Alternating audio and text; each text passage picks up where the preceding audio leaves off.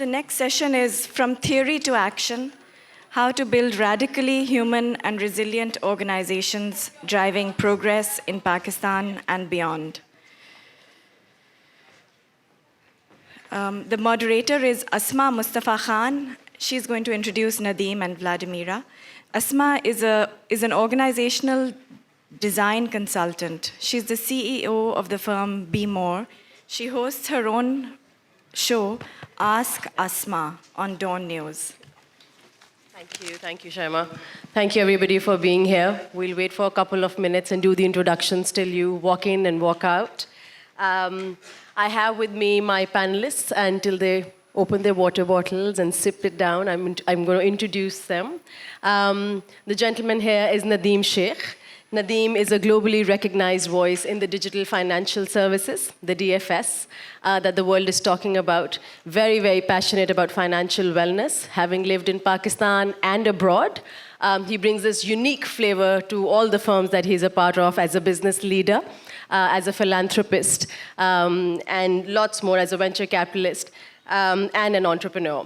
Over the last 25 years, he's held leadership positions, again, in Pakistan and abroad. And having him here is fantastic because a lot of time we get these people from abroad and they have these fantastic definitions of how the world, where the world should go, how organizations should manage themselves. But in the local context, it doesn't make a lot of sense. So we're going to push you towards that. We're going to find out about what's happening in the world and how do you think it makes sense in our own local context. With Nadeem, we have Vladimira Mesko. And Vladi is, what is great about this panel is, yes, Nadeem brings the leadership insights, but Vladi gets the work done. She's a practitioner. Over the last decade, she's worked with organizations, with teams, with individuals, has coached C-suite members, whether from startups or bigger organizations. And the idea is humanistic organizations is a possibility. And Vladi believes that, has worked towards it, again, in Pakistan and abroad. So we're going to get lots of conversations going here. You all have seen the panel topic. Do you know what we're here for? Yeah? Anybody, yeah? So we're talking about humanistic organizations and what does it take to make that a reality. We all talk about the world, we say it's a VUCA world. It's volatile, it's uncertain, it's agile. Yet when you work in companies and organizations, you don't think the world is VUCA really. You think things have been going on exactly the same way 10 years ago. It's still hierarchical. We talk about less control, but those of us working within organizations know that it's a lot of control. It is still a lot of hierarchy. So you read theory, and you go see action, and you see a disconnect. And that's where I want to start the conversation with you, Nadeem.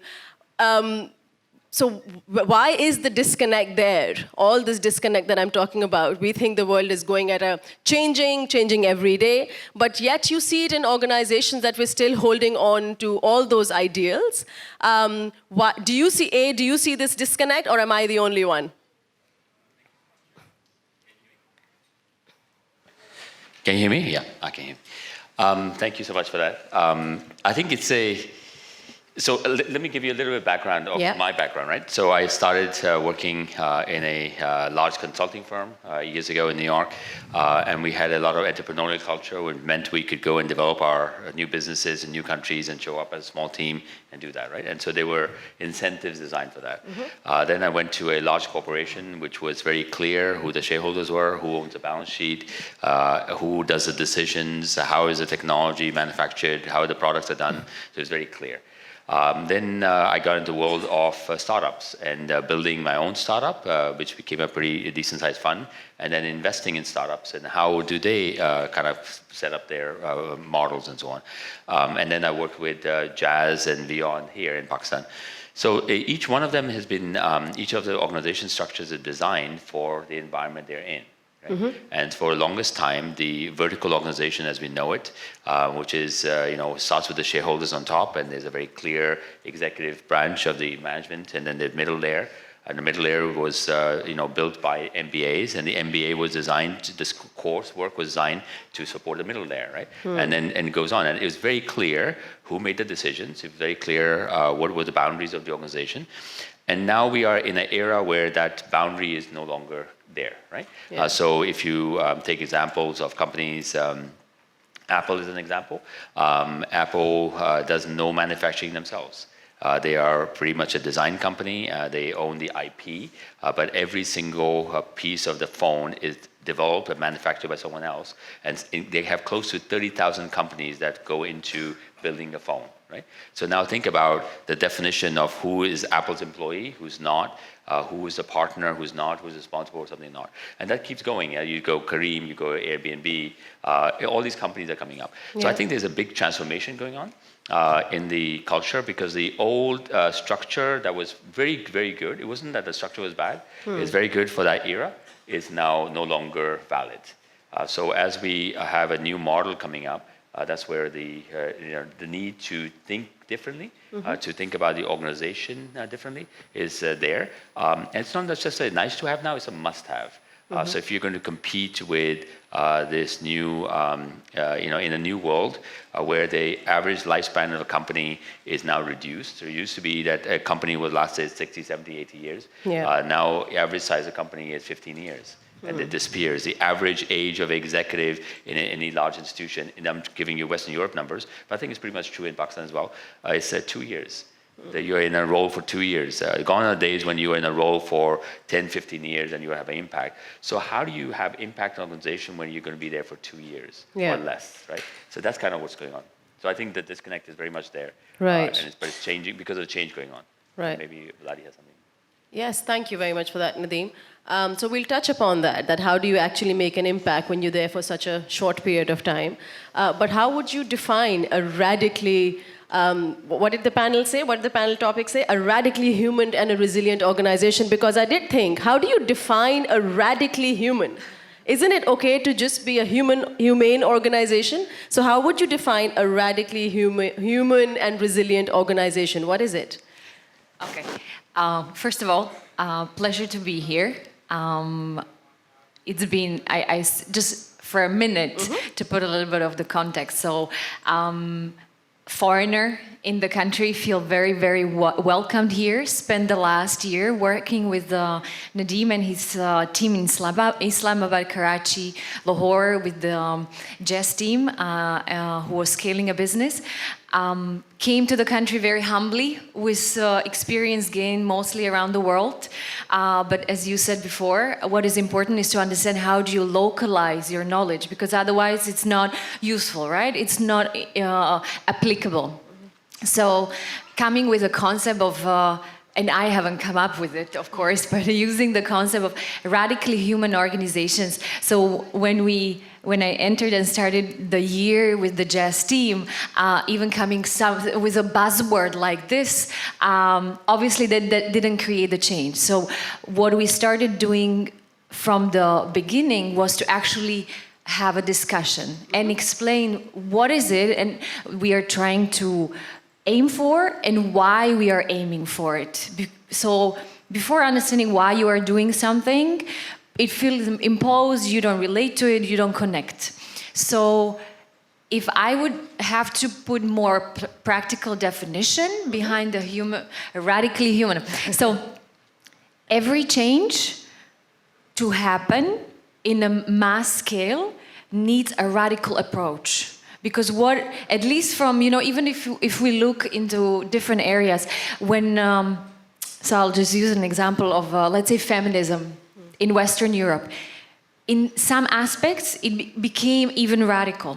But the radical is nearly there needed for moving the masses a little bit, towards the progress. So that's why we use the word radical, not in a way of being aggressive, right? But, sometimes to actually get the speed rolling in a faster pace. And with the notion that the change will happen step by step. There is no expectation that there will be major jump through the dip. And the human, so what we talk about, so it's not something which, is just a question of the past few years. The organization as such has been moving through the past century. So for instance, late 19th century, what has been happening around the productivity was a lot of focus on changing the mechanics. So it was a lot on robotics, productivity of the machines, and very little focus on the human element, on the people in the organization. What has happened with the wider society, with the whole technology revolution, with globalization, automation, no longer the hardware, the mechanics are able to adapt to that quick change, right? Which became streamlined by a lot of those movements. Hence, the organization understood that the only way is to actually move, we use this term, human resource, HR. I'm sure in a lot of the organization you either lead or you work with, there's this term. Maybe they are from HR. Or you are from HR. Some of them look like that. Yeah. So we moving from the resource, looking on a person as a resource, moving towards a talent, a capability, a human being, a person. Because that's the only way how you can actually adapt and change as needed to what's happening around you. If you are only a resource, your engagement is not there, and the organization basically is left in the lingo. And then, as Nadeem said, is going to die out very soon, which we're already seeing. So the lifespan has dropped enormously compared to the past. Yeah, if I could just add a comment. I think, I like the concept of, as you define it, is if you think about, so we have been trying to figure out financial services for a while, right? Just using that as an example. And financial inclusion, and for decades, people have been talking about how do we include everyone in financial services. And reality is we haven't done much progress. And so how can it be possible that all the will in the world that we been trying this is not possible? And I think this is where we need to think about some radically different ways of approaching it, right? And that means that it's not necessarily that a organization is going to solve for it, but a operating system of people, right? So how do we encourage people as entrepreneurs, as startups, who can kind of figure this out and can come up with solutions which are precise for the needs they have, and then yet fit in with the wider society, right? No longer just look at the unemployment rates in Pakistan and other places for youth coming out. They no longer can expect to have a job with a large organization. So we keep trying to solve for that as a large organization, and the reality is it's not solvable. We just don't have those kind of structures, and that's happening everywhere in the world. And so it's not a surprise that Pakistan now is the third largest economy with freelance people in the world, right? And that's in the world that we have that. And that's, I think, a great thing, that people are taking charge of themselves and trying to develop stuff and then getting into solutions and businesses that matter for society at large. So if you think about the other piece that you hear a lot about now in Pakistan is around the whole thing going around climate change. And how people are becoming really, kind of tuned into what's required at every level of society. It's no longer a nice conversation that we have. And it's exactly the same kind of idea. So a new organization structure, a new way of thinking about it is required to go and tackle these areas. Right, thank you very much for adding that. And yes, Vladi, I think language shapes thoughts, and it also shapes the culture. And because of the terms like human resource, I recently heard a term where somebody said, I've been made redundant by XYZ company. And I turned around and said, no one on earth can make you redundant, only perhaps when you decide to do that. But that's what happens when terminologies like human resource are so ingrained, not only in our jobs, but also in our minds. So how do we do this? You, both of you, have been in Pakistan for a year very actively, and Nadeem, you have been here much longer as well. And you've dirtied your hands, you've really done a process, and I've been a part of experiencing that firsthand. How ready do you think the country is? Because you were part of the system, you did fantastic things. I'd love to know if the system is still holding on to that, but we can talk about that later. But what has your experience been, Vladi? How ready did you find our people for this kind of transition? To let go of control, to let go of bureaucracy? How ready do you think we are, in your view? Okay. Well, first of all, a disclaimer. I don't dare to make any type of judgment on the country. The 1 year I spent was... You're about to make one. It will be just, my very humble, subjective opinion to share with you. So when Nadeem gave me the call about more than a year back, like, hey, I'm going to Pakistan. There is this great team, and it seems that what we will need is a lot of the guidance on how do we grow as an organization with a different way of doing what we want to do, because the mission and vision was really, really big, impactful, and you had the recognition that it's not going to be possible to use by using the old model. And again, old model doesn't mean a bad model. It was very useful in the era, in the times when it was applicable, right? So when you gave me the call, I was like, wow, Pakistan, never been. I spent some time in other markets like Africa, US, Europe. And, you know, gut feel, I was like, yeah, I'm going to give it a chance. Again, came very humbly. After... It didn't take me, I think the first visit was about 2 weeks I spent on the ground with the fashions. I'm confirming what I already felt after the 2 first weeks, that the people are hungry and ready. That's what I felt after the 2 weeks. The team, it was about 50-ish, and they were like, yes, Giva, thank you. Super grateful, which completely shocked me, coming from London, where people are spoiled by resources and guidance and all of that. So here it was like people were really absorbing. It was like a sponge. So what I've seen was this absolute openness. There was so the first, let's say, yes, the first phase was like we were touchy-feely in terms of like they were checking also, oh, do you have a, track record, credibility? Is your intention coming from a good place? And I think it didn't take us a long time to understand that, okay, we are, coming from a good place. And then people are really open to it. So that's on the side of the talent. Okay. On the side of the organization is structure. I think there is a long way to go. And we've seen it ourselves or experienced it where you have really highly motivated team and you can motivate them by understanding that what they do on a daily basis really matters and can actually impact positively either people or the wider society in a concrete way. So they really wake up with this sense of like, I really want to go to work because I know that what I do is meaningful. So I've seen that. But then I also seen when the wider organization, the structure, the hierarchy kicks in and kills it in an instant. It took us a year to really build up the team and the trust. There's a lot of element of trust. And then it takes a moment to take it away, just, because it's to kick it. So, and this is not just in Pakistan. So I think, just to close up, it needs to start from the top.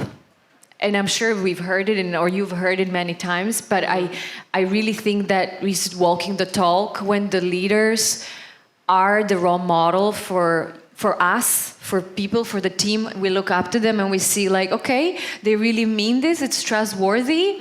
So that's probably where I would start, even impacting the wider structure, because at the end of the day, those are the people who design how the structure and how what's the governance of the organization. Right. Yeah. Thank you very much for that, Vladi. Coming to you, Nadeem. So yes, it trickles down from the top. So the leader has to have the right heart in the right place, not the right heart. But it goes way above that. People we're talking about the talent, but there's some talent designing the governance, the structure of the organization and thinking differently. This is my last question to you, and then I'll open the floor for any questions that you have. But one thing that you spoke about in your first response was, how do you make an impact when you know you're there for 2 years? And more than impact, I think when you're so emotionally invested with the purpose of the organization, how do you take that transition emotionally? And can you really make an impact in knowing that the spans are much reduced now? Yeah, I think you can. And you have to think of it very differently. And so the way I think to think of it differently is, first of all, your role is no longer as the top guy that knows everything and is going to define everything and drive everything, right? Your role becomes more of a coach. So as a coach, your job is what? You have to gather the talent, And in order for any team to work, the talent has to be pretty diversified. So it cannot be all senior people, it cannot be all junior people, it cannot be all people from LUMS or HSN, right? It has to be people who are from various backgrounds, right? So we had team, very quickly build a team for folks who have never been to college, but they were really good street people, really, and they were older, they were in their late 50s. We had people who were, this is their first job, and they were coming out really out of college and so on. And also people from very different backgrounds, economic backgrounds, social backgrounds, because we're trying to solve for, in our case, we're trying to solve for financial services for the broader population, right? So you cannot solve for, financial services. Everyone comes from, lives in defense and, comes from there, right? It's not possible because even if they're well-meaning, they don't really understand what happens day to day. So you have to have people from this side. So I think that's very important. I think there's a piece of it which is around setting a mission, but really defining in a way that's translatable and you live it every day, right? So that's very important. So we had, when we walked in, there were labels on the wall, entrepreneurial, honesty, transparency. And most people don't really understand what that meant, what they meant for them in the day-to-day basis. So we went a lot behind that and kind of created a culture where there was entrepreneurial. That meant that if someone came up with an idea, they can actually go execute on it, as opposed to we entrepreneurial, but any idea has to go through a hierarchy, right? Or if it was transparency, then we were really transparent. So what does transparent meant in our ways? So something that Vladi helped implement, and maybe I'll tee it up and we can talk about it. We had a environment. Actually, no. Maybe you should talk about it. You should talk about circles and so on. And, the example of examples, yeah. Maybe. Transparency. Okay. So many times, what is challenging. And again, regardless whether it's in Pakistan or Silicon Valley, London, I'm coming from, I live right now in Prague, I had a project there, so it really doesn't matter. One of the key challenges is that we come to an organization and we use all of those buzzwords as we started the conversation, right? And we say like, we're gonna change the culture. And then hence, as you said, you see all of the words on the walls and people are, my first week, I spent mostly talking to every team member and I was asking the same question also, which was like, so I picked one of the values which we had on the walls and I asked, what does it mean in your own words? And it wasn't a problem that I've got different answers, but I've got a lot of answers where people had no clue whatsoever, right? And it's been there for a few years. So how to actually work with this concept of like when you claim you are inclusive, you are entrepreneurial, is to turn it into specific practices and experiments. So one thing we did there with the team, maybe a lot of you are familiar when you are within an organization, when the team comes together, they call, the term is used, we have town halls. I'm sure a lot of you have heard it, right? So even if you look at the word, coming back to the linguistic, the town hall concept means there is a mayor, usually, and then there are, the citizens, right? Which already put certain hierarchy in there. So the very first thing we did, we changed the lingo. From town hall, we went into a circle, which, at some point, it starts like embedding. People start asking, circle, why circle? And then we explained it. We actually, we couldn't do it all the time that we were sitting in the circle just because the premises didn't allow it. But we tried to embed the meaning of what is behind the word into actual design. As part of the circle, what we were really aiming for is something we call transparency, but even more so, psychological safety. So in a lot of organizations, people, leaders say like, ask us anything, I'm here, I will answer all of your questions. And then when you take the courage and the stamina and you ask the tough question, it took you so much of bravery, they kind of go around and never really answer it or, it's just like ignored. So what we used for that, we said like, okay, it's gonna take Nadeem and the leadership to be really vulnerable because there will be some tough questions. Yeah. And believe me, the first circle we did, we had so many questions, a lot of them were challenging. We also used technology as an enabler for the psychological safety. Because when you start, you can't expect that you say, we are here, we are transparent, there's psychological safety. I can say it, but I don't create it for you. So we use a technology tool which allowed people, it's called Slido. I'll just do the promo because the startup is from Slovakia and I'm proud of them. And they're used across the world, but maybe you can use it in your own organizations. What they allow you to do, just real quick, is there's a certain barrier for, if I have a tough question and I never really done it before, to ask it, raising my hand, stand up and say it face to face. It takes a progress. So what I could do is to go on my phone, dial in and type in my question, which appeared behind me on the screen or in front of me, behind the leader. And even my other colleagues could actually, through the application, very easy, to give a vote. I like this question. So we could see the preferences. For the start, most of the questions we've got from the team, they were tough and they were anonymous. Believe me, after a year, because they saw that the leadership, and not only leadership, the wider team was answering them, one of the biggest kind of recognitions or joys I've had, which was after 8 months, was to see that we got about 75% of the questions with people and their names attached to it. Which, people were less afraid. They were like, I'm standing for my point. So we knew that we did something right there.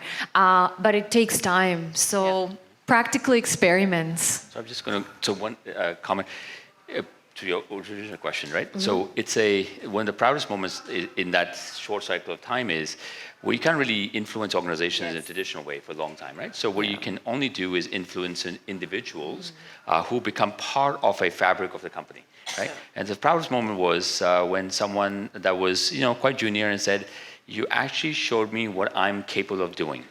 You actually opened my eyes to what I'm capable of doing. I'm no longer going to let the organization, bureaucracy get in the way of ever telling me that I am not good enough or I can't do this or not that. And that is powerful, right? And even if it's one out of the 1,400 people that was there, slowly, if you can, as a leader, you can coach people and get them to an understanding of what's possible within themselves, job done, right? Then you can sit back and say, great, thank you so much, I'm going now. But that's the power of this thing that we're trying to do. That's Brilliant. The impact. Yeah, that's the impact. I did say it was my last question, which both of you answered. Thank you for that. But I'm sure a lot of people are thinking that, okay, you keep mentioning this experience, this 10-month, 11-month long experience, which is over now, but you're back in the country. Why are you back? What's the plan? And then we'll open the questions to the audience. What are you doing back in Pakistan? For us, for me? Yeah. I'm not sure if, it was a panel this morning, so we all were speaking. There's another panel later, by the way. I'm speaking on actual investments and venture capital, so if you want to come to that. So one of our friends and partners, Nadeem Zamindar, spoke this morning, and he was talking about the well-being of life and art of living was his panel.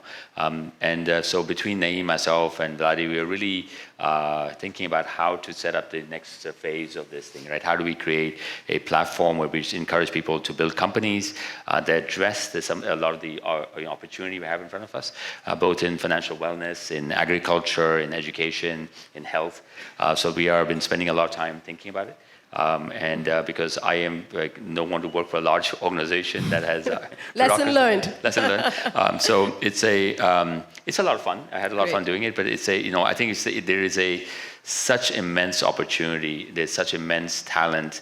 There's a lot of passion, and what is required now for us to, as individuals and as a nation, have the bravery to say, we are good enough, right? We are actually as good as anyone else, and we can create our own set of solutions and answers. We don't have to copy and paste from everywhere else. And I think this is where one of the things we tried to do within the last year was just open up people's eyes to the competitions are local, the competitions is global. How is a global firm? How are the global constructs, organizations, people, talent? How are they performing? What are they thinking about? And bringing some of those concepts back in allowed us to then start to outperform the market in the business we were in, right? And same idea. So that's what we're working on. It's still work in progress. Okay. I was born in Karachi, but I left when I was pretty young, and I went to St. Pat's there. But this is like homecoming. And so we are still trying to figure this out. But welcome back home, and thank you for doing this. And like I said, I was part of the journey that Nadeem and Vladi very fondly talk about, and reflecting on it. If I were to give my version of the radically human and resilient organization, I think if we can summarize it in a 3E model. So what I saw was a lot of empathy and a lot of empowerment, which allowed for a lot of experimentation. and magic happened. We saw it. And thank you very much for doing what both of you did. We're now open to any questions that you'd like to ask the panel. Anyone? Sorry, yes, sir. Right at the back. There's a question there. And Yes. So there's a question right at the back. Agar you, bilkul piche sir, we come to you then. Yeah. and there's a question in the middle as well. Okay. This is going to get the young people exercise by going up and down.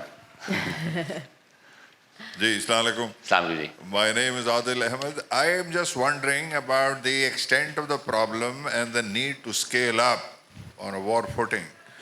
Are you thinking about that? Yeah, absolutely. I think the extent of the problem, meaning from an organization point of view, or from just say the body. Well, I'm talking about the sheer sort of density of the population and getting denser by the day, Yeah. which will require such organizations at the grassroots in great numbers. Yeah. So the work that you're doing, is it replicable and scalable, which is what the Citizens Foundation model does, you know? Yeah. Criteria, these two criteria. Yeah, absolutely. I know the Citizens Foundation model pretty well, and CARE. I was a trustee of both in London, so I spent a lot of time behind them. The way to think about this is our job is to enable the individual to do as best as they can and create a system that works for them, right? And if you can get a set of individuals empowered to go and solve for things, they will, yeah? And so the problems at large are not necessarily where some central organization is going to solve for it. They have become so huge, and they always were, right? So this is about creating a truly entrepreneurial environment where people can go, and they don't let the bureaucracy and the policy making and the government regulations and so on get in the way. This has been, in my experience, the revolution around fintech globally. It started about 10 years ago. There were maybe, when I started, there were maybe 20 companies around the world that were doing anything in fintech. Now there are literally thousands of companies everywhere. And you know, from Bali to Estonia to Islamabad, you know, Lahore has so many companies now doing it around the world, in Africa, in South America. And they're radically changing the way we think about financial services, as an example. There are lots of work going on. You know, we spend time with a company that does a lot of work around conservation and, you know, in textile manufacturing and so on, called Patagonia. And they also start with the same kind of model, you know, encouraging individuals to think radically. So I think that's the answer in my mind, right? So the scale problem is, how do we enable people to, you know, think about this, give them a passion for this stuff, and then get out of the way. Yeah, so we have to kind of, the getting out of the way is probably as important as you know, anything else. So I think that's the only way we're going to address this in my mind. Yeah. I'll just add to that. I think from what we've seen here also, and some learnings in the other ecosystem, it's a snowball effect. So what we've seen here, so our work was within a more corporate structure. So you see the big players, the more established players, to be curious. Not all of them, but many of them are being curious and trying to experiment. They might not make it, but if you impact the individuals, as Nadeem said, within there, they might actually go on a different journey and start their own companies with the new way. But what we've seen also, and this is already in Pakistan, is that the snowball effect there are already a great number of organizations which are starting from the day one with a different model of working. And they are. I mean, personally met them from Lahore, Karachi, Islamabad, even beyond. And when you meet with those companies and they're growing, they already are thinking about, they know that we have to do it differently. And more the ball will be, you know, kind of growing, it's a peer pressure. Yeah. So the other organization will know, like, I have to fight for a talent. There are so many options for the talent to go in a place where they are recognized, where they actually have the purpose-driven job, they're engaged. Hence, that's the pressure which is created, and in there you can find the scale as well. Hopefully, that's what Thank you very much. We just have time for one more. Okay, two more questions. So okay. Three. Okay. My question is from organization design perspective. You know, in Pakistan, apart from the multinational that we've had, and they've done a great job in terms of the old design that we've had, the classical organization design. Unfortunately, our local companies, they're very, very few who evolved their structures and systems. And so now we are talking about a totally new era, which is different from the classical one. So we missed this whole transition and skill development. So I'm interested in your all three to, briefly, if you can react to my question. And that is that given Pakistan's demographics, the youth bulge, and where we are in terms of human skill development and so on, and the other enablers that are needed, and the policies, all these variables. How do you see us as a country, as a nation, making that transition? And is there a silver lining out there that how can we kind of take a shortcut from, by missing what we haven't done so far? So I'm really interested in your perspective in that, and how do we do that? And what are the enablers and the policies we'll be needing to make that transition? Thank you. Thank you. Thank you for that question. Vladi, would you like to answer that? Yeah, okay, so we can answer it maybe in different, we can all chip in. So thank you for the question, brilliant question. A memory from yesterday just jumped into my mind. So as we were flying yesterday from Lahore to Karachi, at the airport, we met a gentleman who is represent one of the biggest manufacturers local, right? When it comes to fashion industry, and I think they have different verticals. And it took us, we didn't really know them, but our partner, he knew them, and we went within few minutes into such an engaged conversation where we didn't have to say anything. He started sharing with us I think it came from a place of also a fear of becoming potentially redundant, and also he was sensible and conscious of what's happening around him, and his question was exactly of this kind.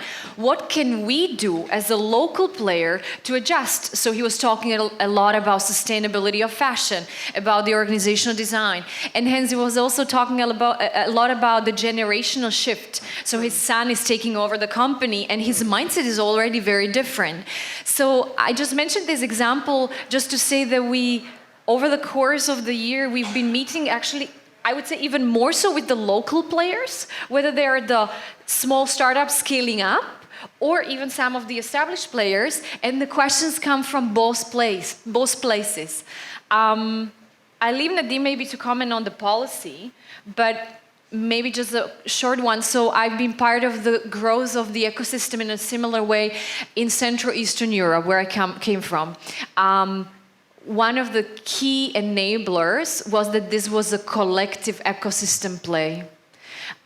If we only focus on the entrepreneurs, or let's say the policy, never will work. So we worked a lot on the infrastructure, meaning, service providers, right? Then we worked a lot on the lobbying towards the governance. So there's a regulator which limits a lot of the progress.